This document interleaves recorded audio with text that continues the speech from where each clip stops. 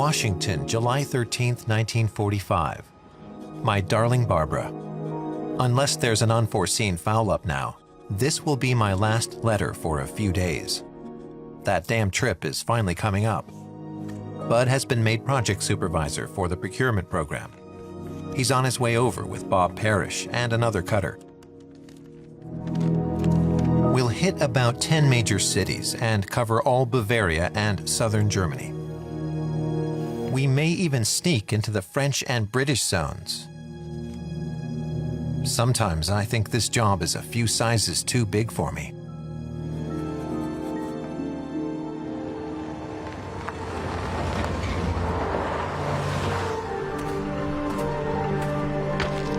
The war was over, and a new era in international law was about to begin. The victorious Allies held a series of top-level meetings concerning the prosecution of war crimes committed by Nazi Germany. In the summer of 1945, they decided to set up a special court, the International Military Tribunal, in the city of Nuremberg. Further meetings were held in London to determine how this unprecedented and landmark trial would function. Meanwhile, on the other side of the Atlantic, two young brothers from the US military would soon be embarking on an adventure that would leave a lasting impression on their lives. The youngest, Stuart Schulberg, was only 23 years old at the time. He wrote almost daily to his wife. His brother, Navy Lieutenant Bud Schulberg, was 31. They were assigned a very special mission: to track down and compile film and photographic records of German war crimes. The footage would be used as evidence against 24 high-ranking representatives of the Nazi regime for the upcoming tribunal. They were entrusted with the task by none other than Hollywood director John Ford, now in charge of a film unit for the OSS U.S. Military Intelligence Agency. As the summer of 1945 began, the brothers had just 3 months to gather evidence of unparalleled crimes against humanity, in the process building the foundations of our collective memory of this infamous period in history. While the material that was presented in Nuremberg is famous today, the mission itself is barely known to the public. During our research, we came across this footage, the sole images of the Schulberg mission known to exist. In the middle is Stuart, the younger of the two brothers.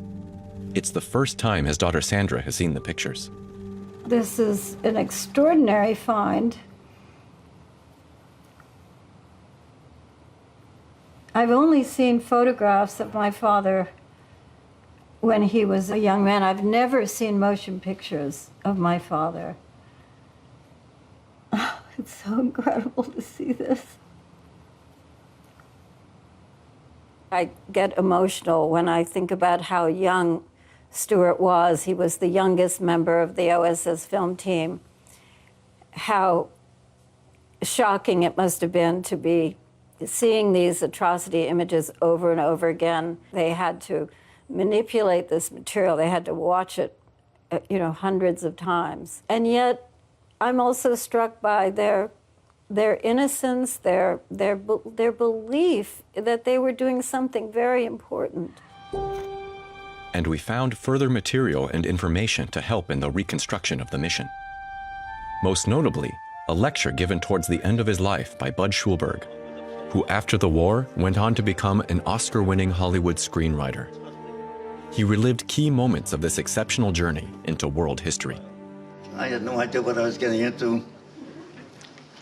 And we first started getting all the Fox Movietone newsreels, which actually were German films with our American narrations. I mean, we ran that in New York City, day and night, day and night. To lull the fears of the little neutrals, propaganda minister... After 2 weeks of intensive work in a studio, the brothers selected around 30 hours of footage before analyzing and indexing the material. This initial selection features film of the first book burnings by the Nazis, as well as a notorious 1935 speech by Hermann Göring in Nuremberg. Zwischen Juden und Staatsangehörigen deutschen oder artverwandten Blutes sind verboten. first trial was set for September 15, and General Bill Donovan, who was the head of OSS, Donovan said, "Would you?" He dropped a bombshell on us and said, "By the way, none of that what you did in New York on the Fox movie tone will be acceptable. They're being very strict about this. They don't want to say the film came from the United States, and the defense counsel will knock it out. They could say we tampered with the film." So. Since they were not permitted to use footage from back home, the brothers had no choice but to go to Germany in search of the original material used in American newsreel reports. They found a country in ruins. Nuremberg, once an iconic manifestation and platform of Nazi power, was now a ghost town. The Palace of Justice, though damaged, would be the setting for the special tribunal. The chief American prosecutor was Robert Jackson, a justice of the U.S. Supreme Court, who wanted the trial to be the foundation of a future court of international justice. For the first time, the former political leaders of a sovereign state were to be tried in court. The trial would also feature a new kind of testimony, a film projector and screen. Generally, in a common law courtroom, the judges sit at the back of the room, in full view of the defendants and prosecution, with the public sitting across from them. The OSS decided to move the judges and install the screen in their place, making it the focal point of the room.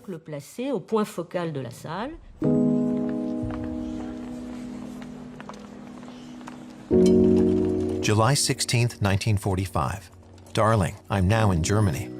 It's odd to be here, crazy to walk down the once Nazi streets, thinking humdrum American thoughts. Only the children are really unchanged. They race around the streets, clamber in and out of the bomb ruins, beg for chocolate, and generally behave like children anywhere. We're beginning to see more and more German soldiers now walking home in their stained Wehrmacht uniforms and their army packs still on their backs. They look exhausted and dirty, and they walk stooped over, avoiding our eyes.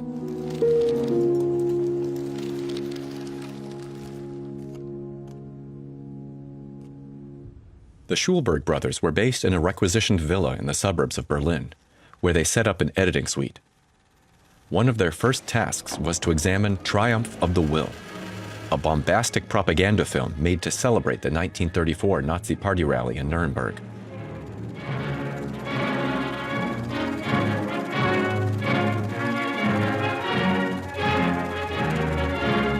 After first analysis of the film, Bud Schulberg was ordered to find, arrest, and question Leni Riefenstahl, the film's director and a member of Adolf Hitler's inner circle. The party rallies included two valuable things. One was what they actually said at those rallies, and also there were people whose very presence indicted them. People who said that they were just German officials, but not necessarily Nazi party related, and showing them with their Nazi badges and things. And Riefenstahl was helpful in identifying.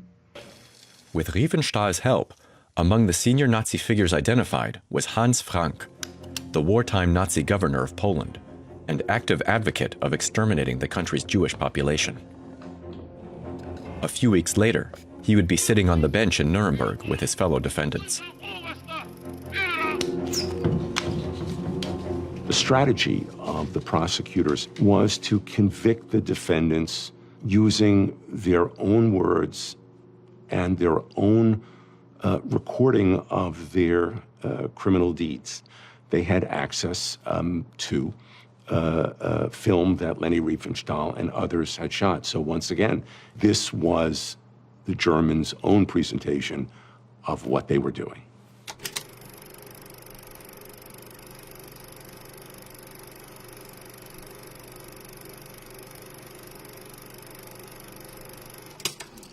The written word was absolutely inadequate to describing what had happened. an ordinary criminal situation. You know, you're walking down the street and someone puts a gun to your chest and demands your money. We can all imagine that. But you couldn't imagine what happened in the Nazi reign of terror. And the only compelling way to do that, I think, really was through film.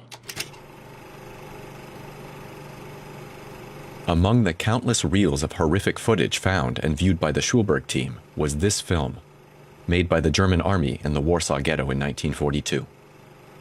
The Schulbergs were deeply shocked. The film contained footage of human beings meeting an unspeakable end. Later research in the 90s even confirmed the Nazis used real victims to support their claims of their inferiority. Someone asked me what was almost like the most horrifying moment of all the horrifying moments. And I said, I think it may be in that German film on Warsaw. They show the dishes where the poor emaciated bodies are being buried. And they have a cameraman, a German cameraman, right down deep in the pit, shooting up as these emaciated, naked bodies are being thrown past, and they're actually doing this is not exposing from the other side, this is them photographing what they were doing, including the most unbelievable, I mean, women with infants were being thrown, just doing this as his job was something that is hard to ever erase from your mind. At the Palace of Justice, preparations were now being accelerated. In the hopes of backing up their claims, prosecutor Robert Jackson and his team upped the pressure on the Schulberg mission. We were very, very worried about time. I mean, we had no time. So I went down to Nuremberg to talk with the Jackson legal staff to get the particulars of the indictments and find out specifically how the photographic evidence would dovetail with their actual indictments. From that point on, we worked very closely. They were building a case that Nazis had conspired almost from the beginning, from 1933 on. So they had these many different steps of the indictment, crimes against humanity and crimes against the existing peace of the world. While Budd and Stewart were having serious doubts about the success of their mission, their fortunes took a turn after the emergence of another close confidant of Hitler, the dictator's personal photographer, Heinrich Hoffmann. The brothers and their film editors, including Joe Zygmunt seen here, had spotted him in one of the German films. Hoffmann was arrested together with other members of the team who had made films for Nazi propaganda minister Joseph Goebbels. Following the arrest, Stuart Schulberg was able to take possession of his entire stock of photographs. The 12,000 stills were immediately sent to London to see if they were suitable courtroom evidence. In an attempt to prove good faith on their part, the prisoners provided the American military with valuable information.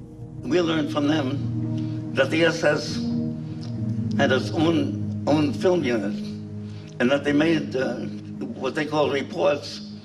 We would call it atrocities, but it was work that they were very proud of. They told me that these films, they were often two real films, and would be shown at the homes of the Nazi leaders, Goebbels and Himmler, Hitler, and the rest of them. And they called them desserts because they showed them as a sort of entertainment after dinner. Thanks to another tip, Bud Schulberg learned the existence of a secret cache where the Nazis had apparently stored some of their most incriminating films. According to the source, the material was located in a salt mine, nearly 600 meters underground. We went through a long tunnel, and at the end of the tunnel was an incredible, unbelievable sight. There were acres, like football fields and fields of film burning. Tons and tons of film, all burning. destroyed. Hearing about another secret cache in Rüdersdorf, outside Berlin, Bud drove there immediately in the hope of finding the films intact. But he was too late. Again, the potential evidence had been set alight shortly beforehand. At the very least, it's a remarkable coincidence that we have all these film files in such a short period of time. It is likely that there was a systematic policy to destroy incriminating film. But it's quite comparable to what they did with other evidence of crimes. Despite the trials having been postponed for logistical reasons, the Schulbergs found themselves in a race against time. It was imperative that they find other archive stocks before Nazi sympathizers managed to destroy them. And now, in November 1945, courtroom 600 of the Palace of Justice was just about ready for court proceedings. The brothers had just found out about another hidden cache, but its location in the Soviet zone of occupation complicated matters considerably. Major Avenarius, I never forget him, and he said, I don't understand this. Why is a young naval officer coming here into the Soviet-controlled part of Germany? I just don't understand what you're doing. So I said, well, it's a long story, Major, but we're part of the Commander John Ford's. I got about that far, and he said, John Ford? In one word, he said, John Ford? He said, you know John Ford? And I said, God, we work, he's our boss. Well, he says, I have written 2 books about John Ford. It turns out that this man is the biggest expert on John Ford in the world. He wants to know movie by movie, every single one. He got so excited. He said, remember that shot in Young Abe Lincoln when Henry Fonda had his foot up on the desk and really do anything for us. He said, and he actually said, like, bring a truck, you can take anything you want. Certainly there were some efforts by German lackeys to destroy evidence. It's not clear what was destroyed. That was all stored in Babelsberg is so interesting because he had the keys to the kingdom.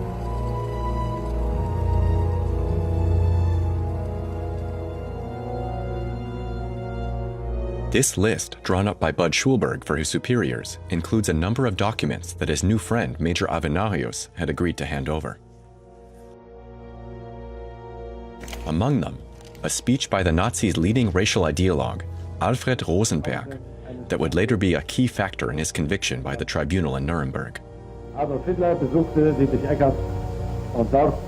Further footage would likewise prove invaluable for detailing the regime of terror unleashed by the Nazis following their rise to power. Crucially, it consolidated the charges of criminal conspiracy and premeditation. A big event yesterday. Rudolf Hess was brought to our projection room to see himself and the other top Nazis rant and roar in triumph of the will. He gave a perfect imitation of a man who has lost his memory, by which he hopes to escape any punishment. Attention! The International Military Tribunal will now enter. November 20th, 1945. A date that would go down in history. The opening of the International Military Tribunal in Nuremberg.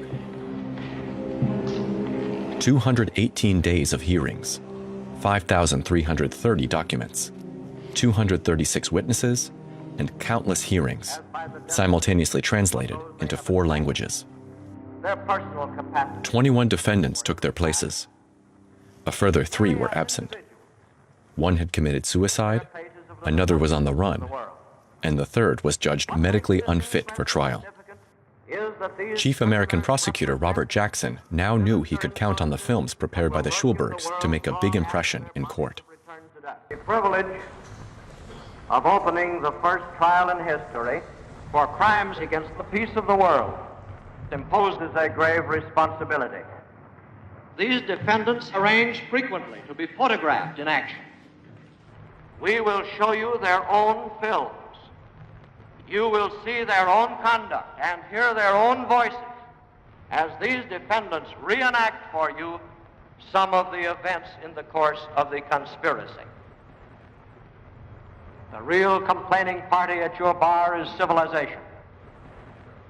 Jackson explique qu'il va précisément montrer les films nazis. Jackson explains that he's going to show the Nazi films specifically because the dignitaries, the defendants, had ultimately been so vain as to have themselves filmed. De manière assez précise que He explained quite precisely that the court would be able to hear the words of the defendants and see them on screen.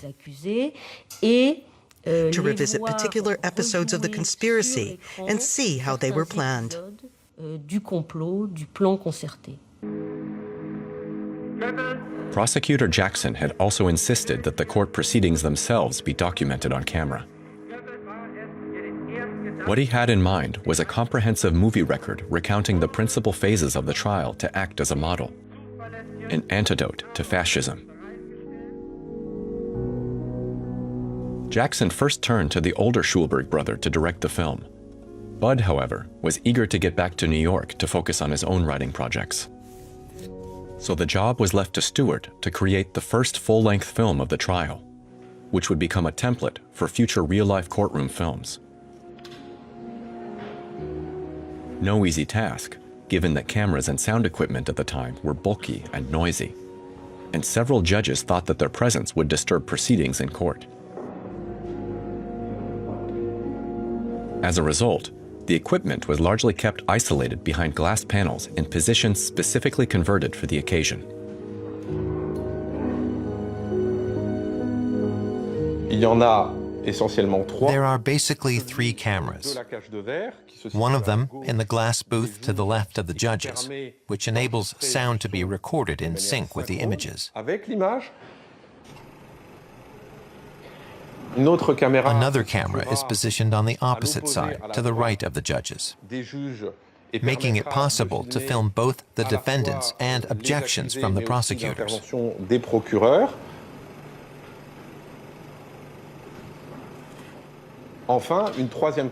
And finally, a third camera is placed in a booth, again for reproducing sound and images.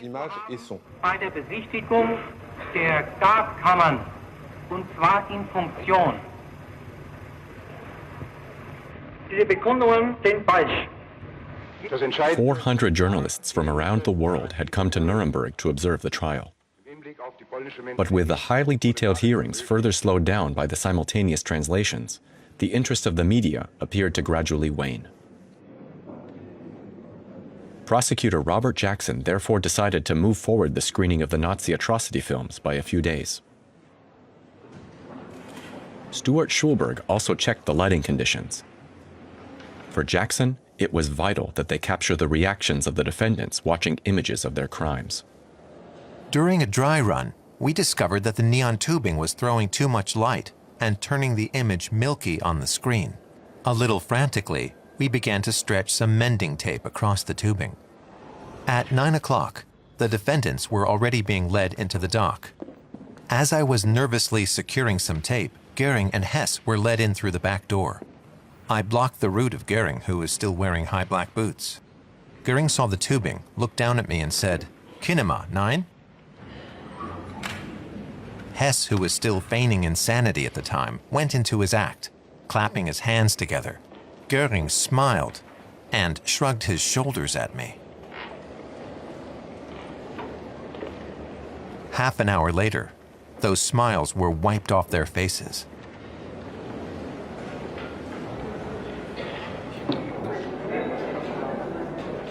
If the tribunal please, we shall proceed with the projection of the film.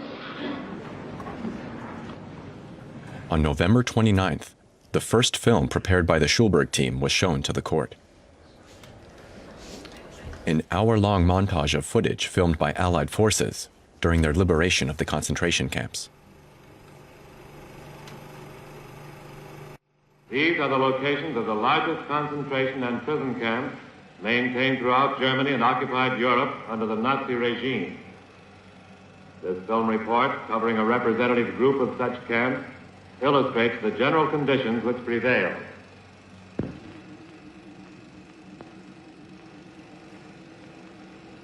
camp is chosen for a high command inspection led by General Dwight D. Eisenhower. Also present are Generals Omar N. Bradley and George S. Patton. The 4th Armored Division of General Patton's 3rd Army liberated this camp early in April.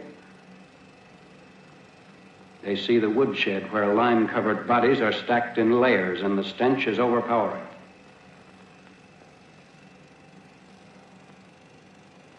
The general and his party next see the crude woodland crematory, actually a grill made of railway tracks. Charred remains of several inmates still lay heaped atop the grill.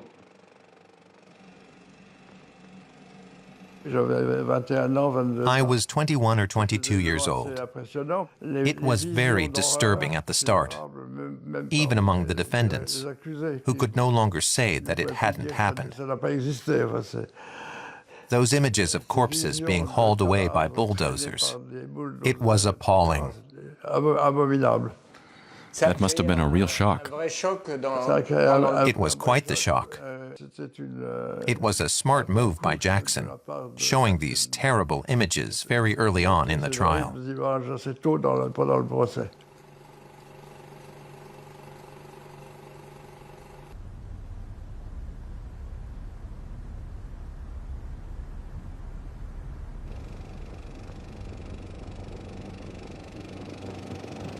This was Bergen-Belsen.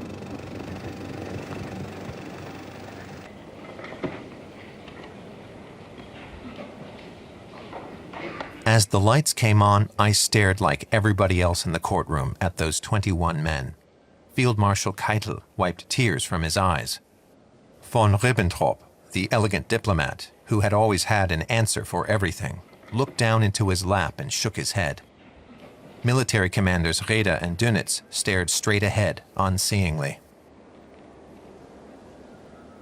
Rosenberg leaned his forehead against the top of the dock. Even Goering, who had been winking, scoffing, laughing, and catching the eyes of fellow defendants in private jokes, looked subdued at last.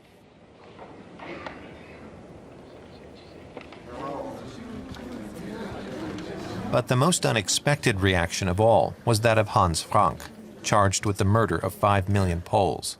When all the other defendants had finally risen and passed through the doorway on their way back to their cells, Frank continued to sit there motionlessly until guards began to lift him up forcibly.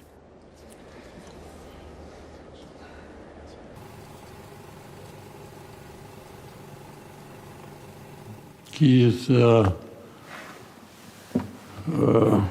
really moved, I have to admit, nearly crying. He should have kept this crying and admitting what he has done.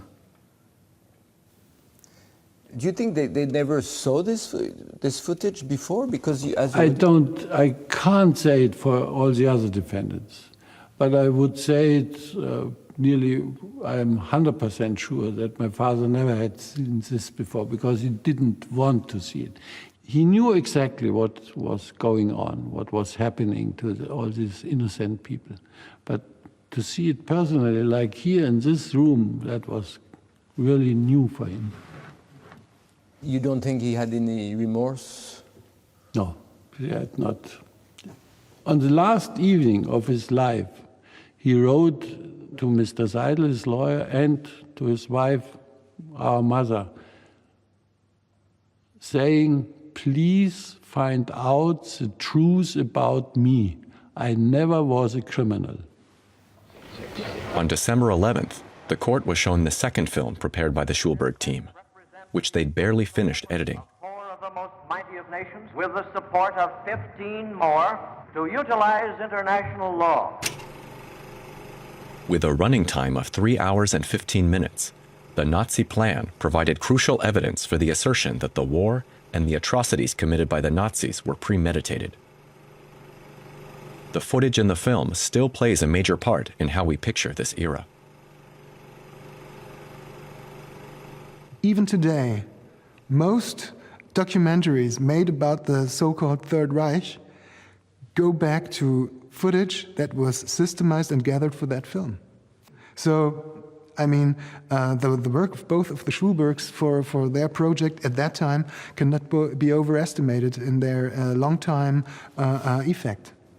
The prosecution's case continued, also using the meticulously reconstructed timeline from the Nazi plan. The subsequent examinations and cross-examinations extended to weeks and months. The prosecutors wanted to show the world that despite the enormity of the crimes, justice had to be impartial. For a trial that will last almost a year, the decision was issued by the judges, by the tribunal, that the filmmakers must only film during 35 hours. The camera teams inside this courtroom were US Army camera teams. They were not from the OSS as originally planned because the OSS was closed down. So the US Army Signal Corps, they took over. They are a unit to provide telecommunication and other communication, and their camera teams were not able to speak German. So another big problem. They were filming, sometimes they were catching some very important scenes, sometimes not, sometimes they were stopping too early. So the problem was the film material that survived and that Stuart Schulberg could pick out of was not very good. But Stuart Schulberg found a solution. On the sound side, the court sessions had been captured in their entirety on gramophone records. Film editors Bob Parrish and Joe Zigman helped Stuart master what was a colossal task. He was able to use silent footage of the various parties merely listening to proceedings by overlaying it with sound bites. Ich möchte nochmals betonen, dass ich über militärische Maßnahmen nichts wusste. Und wenn ich es gewusst hätte, hätte ich nicht die geringste Veranlassung etwa hier zu sagen. While Stuart Schulberg was toiling away in the editing suite, the Soviets were also determined to include the trial in their national narrative. They undertook their own project, entrusting the task to cameraman and director Roman Karmien. In the ensuing battle for control over the historical record, these images would play a decisive role. The Soviets managed to negotiate a special day of filming, showing events before the session began. Roman Karmien found a prime location, which provided him with an entire series of close-ups that the Americans had been unable to take. These shots had a particularly dramatic effect, as seen on October 1st, 1946, when the verdicts were delivered by the court's presiding judge, Sir Geoffrey Lawrence. Will now pronounce the sentences on the defendants. The International Military Tribunal sentences you to death by hanging. 12 of the defendants were condemned to death, 3 received life in prison, 4 received terms between 10 and 20 years, and 3 were acquitted. Of those sentenced to death, 10 were executed 2 weeks later at the prison adjoining the Palace of Justice. Hermann Göring had committed suicide in his cell the night before. Martin Bormann was sentenced in absentia. Stuart Schulberg would need almost 18 months to complete his movie documentation of the tribunal. And his work was delayed considerably by differences in opinion among the US authorities over the purpose of the film. He would have to write 11 different versions of the script before being able to tackle the actual editing of the footage.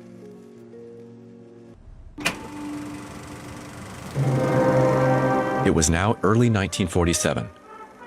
While Stuart Schulberg was still in the middle of editing his film, his Soviet counterpart, Roman Karmien, had completed his documentary, in Russian titled Judgment of the Peoples, in English simply, The Nuremberg Trials.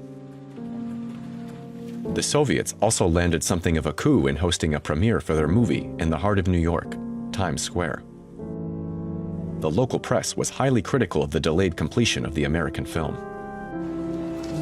One of the big battles that took place was whether the film should be made just for a German audience or whether it should be made for an international audience. The people in Berlin with military government really felt that it should be, its primary use should be as a denazification, re-education tool. Stuart Schulberg really felt, if you look through the documents, that they were making a film that was not just for Germany. They felt that the Nuremberg trial was a milestone in the history of civilization, and that the whole world needed to learn the lessons of Nuremberg, not just the German public. Navigating his way between these conflicting instructions, Stuart Schulberg finally finished his film in early 1948, 1 year after his Soviet counterpart.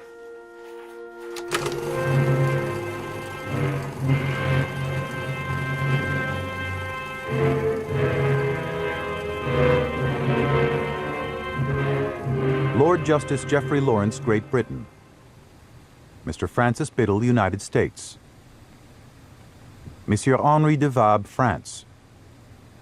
Major General Yona Nikitchenko, USSR, and their alternates. Stuart Schulberg's 80-minute documentary recounts all the stages of the Nuremberg trials, made at a time when the Soviets, Americans, British, and French were still ostensibly allies.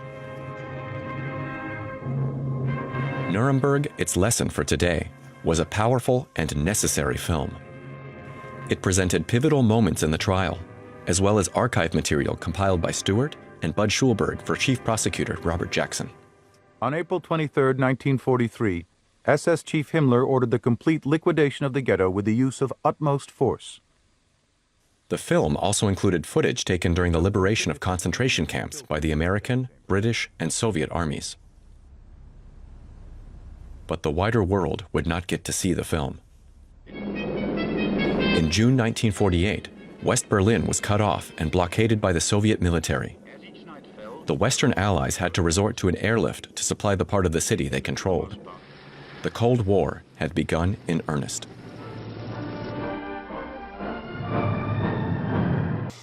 That same Cold War, in which now, of course, Germany was, or at least Western Germany was our ally, and our former ally, the Soviet Union, was now our enemy. Not at all the story portrayed in the film.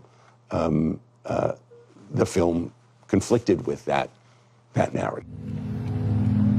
But Stuart Schulberg's film did get its premiere in Germany in November 1948. Not in Berlin due to the Soviet blockade, but in Stuttgart. After the success of the first screenings, the American release was scheduled for a few weeks later. But in the meantime, the climate in Washington had changed. It had been 2 years since the Nuremberg trials concluded, and the implementation of the Marshall Plan was now a top priority. During the Marshall Plan, millions and millions of dollars were invested in not only in Germany and the whole of Europe, but also in Germany to help them recover their economy, to bring them forth. And this, of course, collides with the idea of punishing war criminals.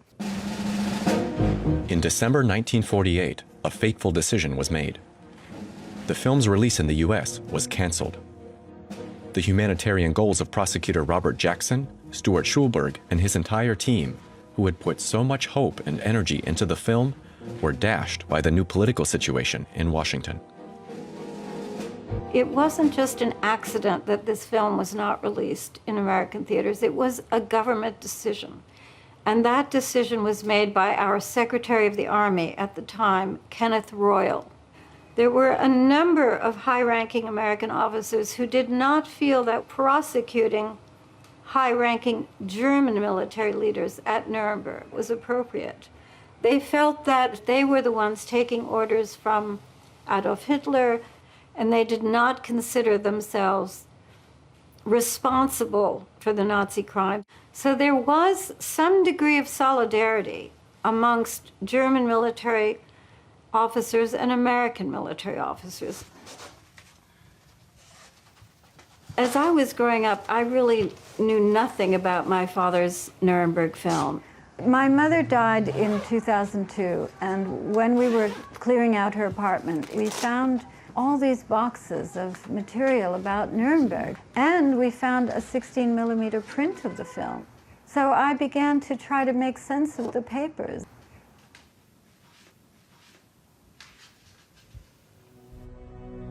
Sandra Schulberg spent almost 10 years reconstructing her father's film. A mammoth undertaking that required locating the original movie reels and restoring them. Both the images that had degraded over time and the audio, part of which had been lost. Today, Sandra travels the world to present the film, now translated into 13 languages.